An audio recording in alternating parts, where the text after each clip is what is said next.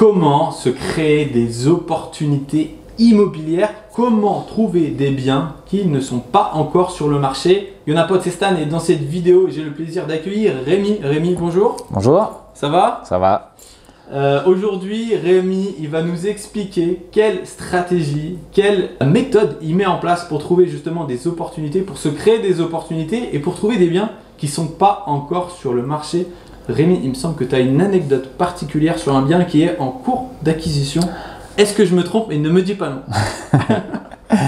Bonjour déjà, non c'est en effet juste, du coup on peut facilement se créer des opportunités immobilières, trouver des biens qui ne sont pas encore forcément sur le marché. Je prends pour exemple donc un achat que je suis en train de négocier, de finaliser. J'ai acheté il y a 2 ans un studio sur une ville dans la région lyonnaise, donc qui était un petit immeuble de 2 étages où il y avait 3 appartements et le propriétaire avait acheté l'immeuble et revendait donc le rez-de-chaussée, un petit studio d'une vingtaine de mètres carrés que j'ai acheté, que j'ai aménagé en meublé. Petite question Rémi, est-ce qu'il y avait un agent immobilier ou tu étais en direct avec le propriétaire? Alors là, on avait trouvé l'annonce directement avec le propriétaire. Donc ça, c'était une autre stratégie où on avait trouvé une annonce sans photo.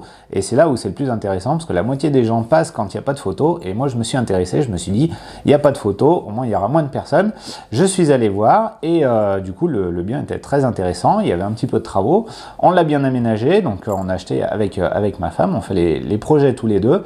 Et en discutant avec le propriétaire vendeur, donc avec qui on avait traité directement, il m'a indiqué que voilà, son immeuble, il l'avait acheté il y a quelques années, qu'il le revendait. Donc il revendait le studio et je lui ai demandé s'il était intéressé pour vendre le reste de l'immeuble. Il m'a dit aujourd'hui je ne suis pas vendeur, mais s'il y a un acheteur, je peux être vendeur.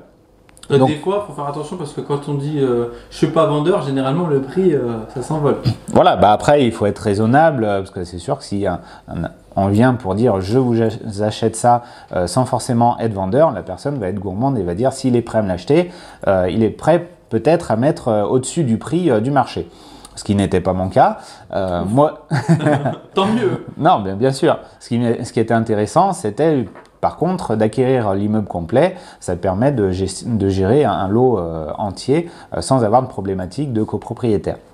Donc on en revient à notre petite histoire, on achète le studio et 1 an et demi plus tard, donc il y a récemment, je recontacte le propriétaire en lui disant est-ce que vous êtes toujours vendeur? Et il m'a dit bah, si vous êtes intéressé, on peut s'entendre sur une négociation, sur un prix. Et donc on a fait notre petite négociation sans que les 2 appartements, du coup c'est 2 appartements de l'étage qu'on achète du coup on a défini un prix après une négociation comme si on avait trouvé le bien sur internet, sauf que personne n'a vu l'annonce parce que on a créé en fait l'opportunité, on a créé l'objet de la vente du vendeur. Et ce qui est intéressant dans ton cas, c'est qu'on a je te mettrai en lien description la vidéo justement de la stratégie de la tortue utilisée par Rémi.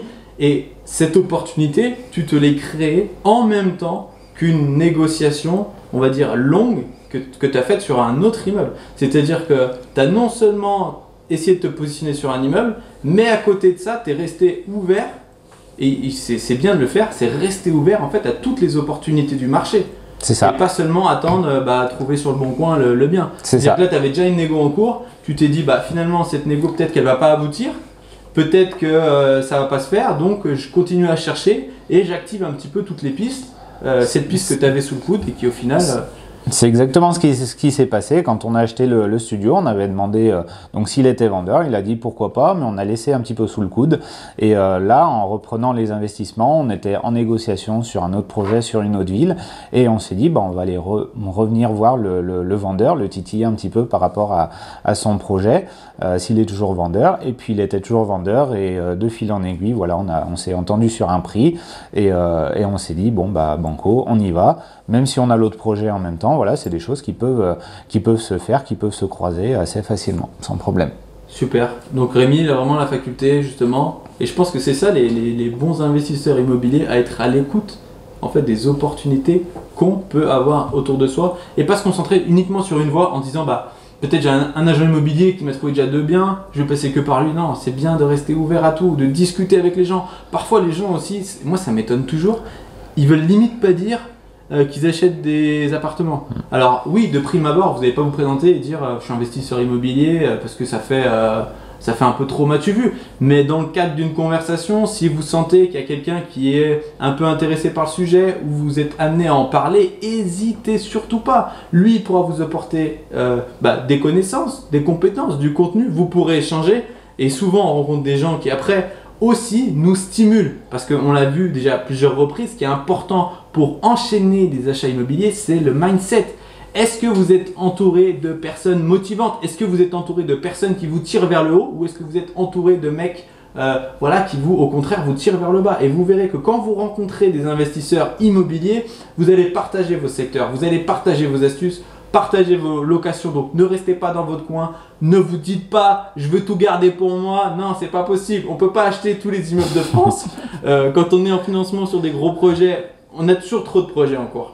Donc il faut parler, il faut échanger. Et Rémi, lui, il est dans cette optique-là et c'est aussi pour ça qu'il est venu. Parce que justement, maintenant, il y a des gens qui font appel à toi, de la famille, des cousins, des connaissances et même des clients qui lui demandent de trouver des biens immobiliers pour eux. Ouais. Là, toi, la région où tu t'occupes, c'est plutôt la région, on va dire, lyonnaise élargie. C'est ça. Je te mettrai d'ailleurs ses coordonnées juste en description. Je te mettrai aussi le lien des 2 autres vidéos qu'on a tournées avec Rémi où il apporte beaucoup de valeur. Donc voilà, n'hésite pas à aller checker si ça peut t'intéresser. Et puis sinon Rémi, je te dis merci et je te dis à très vite. Et à très bientôt. J'espère que cette vidéo t'a plu. Si c'est le cas, fais-moi un retour. Laisse-nous un like. Ça nous motivera à en produire davantage. Les interviews, c'est plus compliqué à mettre en place. Mais franchement, c'est un vrai plaisir quand tu échanges avec des amis investisseurs. Tu es toujours content, tu es toujours motivé et tu ressors encore plus motivé que tu l'étais au départ. Donc surtout, échange. Je t'ai créé un petit sondage pour que tu puisses me dire les thématiques qui t'intéressent sur l'investissement immobilier. J'ai plein d'idées, je les trouve bonnes, mais toi, c'est quoi tes idées? C'est quoi les sujets qui t'intéressent? Je veux tout savoir. Dis-moi dans ce sondage précisément les thématiques qui t'intéressent et je ferai mon possible pour interviewer si besoin des banquiers, des notaires. Enfin, je veux vraiment quelque chose de très large. Qu'est-ce qui aujourd'hui te pose un problème? Tu as une problématique? Dis-le moi, je ferai tout pour y répondre en vidéo. Voilà, le sondage, ça te prendra 30 secondes et ça sera ta façon à toi de me remercier. Si tu apprécies ce contenu, si tu l'apprécies pas, tant pis, on continuera quand même. Je t'invite à t'abonner pour recevoir en exclusivité toutes les prochaines vidéos directement par mail, bien au chaud dans ta mail, t'es dans ton lit, dans ton canapé, tu peux les voir les vidéos, elles t'apportent du contenu, de la valeur ajoutée. Profites-en, abonne-toi pour en manquer aucune. Rémi, il t'a expliqué comment se créer des opportunités immobilières. Maintenant, j'ai une autre vidéo qui, je suis certain, t'intéressera. C'est comment investir à la campagne et pourquoi investir à la campagne. J'ai fait une vidéo aux petits oignons. Franchement, elle envoie du pâté. Je t'invite à la regarder, c'est juste à gauche. En dessous, tu verras la dernière vidéo. C'est la plus fraîche. C'est sûrement l'une de mes meilleures parce que c'est la dernière. Elle est juste en dessous. Et quant à moi, je te souhaite une excellente journée et je te dis à très vite. Au revoir.